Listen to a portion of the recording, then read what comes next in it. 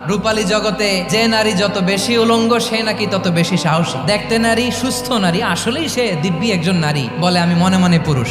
সবচেয়ে ভয়ঙ্কর অশ্লীলতার সবচাইতে লেটেস্ট ভার্সন হচ্ছে এই ট্রান্সজেন্ডারিজম। এটা লূত আলাইহিস সালামের কওমের মধ্যে ছিল। এই পশ্চিমের এই রোগ আমার দেশে যেন আসতে না পারে, আমাদের সজাগ থাকতে হবে। প্রিয় ভাইরা, চিল্লায় বলেন ঠিক কিনা?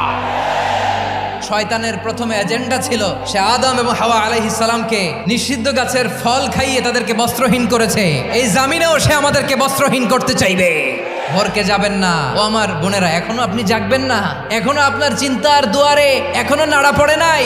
ওরা আপনাকে উলঙ্গ বানাতে চায়, ওরা আপনাকে আইটেম গার্ল বানাতে চায়। দুনিয়ার সবকিছুই অ্যাসেট, এর মধ্যে সবচেয়ে দামি অ্যাসেট নেককার নারী। আপনার গর্ভ যে কত দামি আপনি জানেন না? যারা এই নাটকের নামে, সিনেমার নামে আমার সমাজে অশ্লীলতা ছড়াতে চায় তাদের জন্য কঠিন মর্মন্তুদ শাস্তি মজুদ রেখে দিয়েছে কে?